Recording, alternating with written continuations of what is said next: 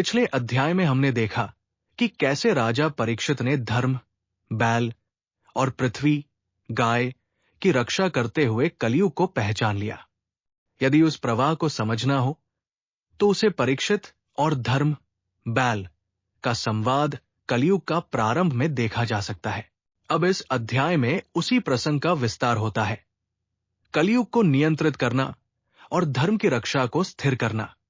कलयुग का भय और शरणागति।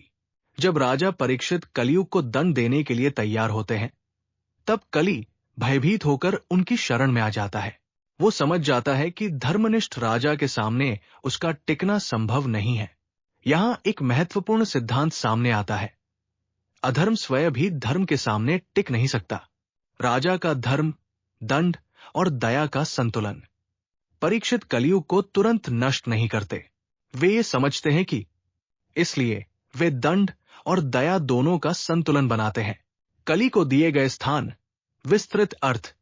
राजा परीक्षित कलयुग को कुछ स्थानों में रहने की अनुमति देते हैं। 1. जुआ, असत्य का स्थान। यहां लोभ और छल बढ़ता है। 2. मद्यपान, विवेक का नाश। ये मनुष्य की बुद्धि को कमजोर करता है। 3.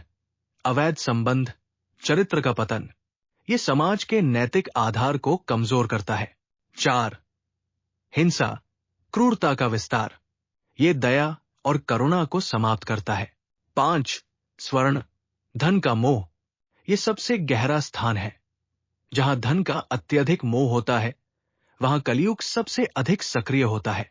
धर्म के 4 चरणों की रक्षा।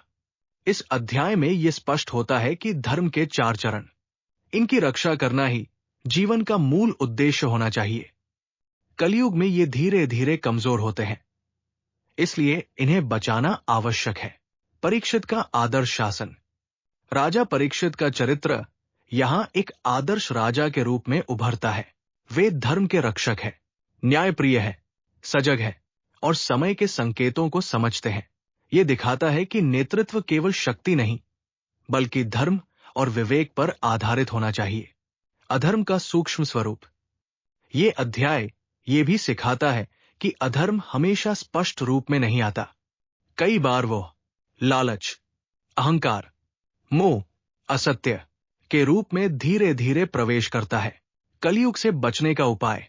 इस अध्याय का सबसे महत्वपूर्ण संदेश। कलयुग से बचना संभव है। कैसे? सत्य का पालन करके, भक्ति से जुड़े रहकर, संयमित जीवन जीकर, धर्म को अपनाकर। भक्ति अंतिम समाधान। कलयुग में सबसे सरल और प्रभावी मार्ग है भगवान का स्मरण और भक्ति। इसी भक्ति के महत्व को पहले भी समझाया गया है भागवत कथा का महत्व और भक्ति का सार में।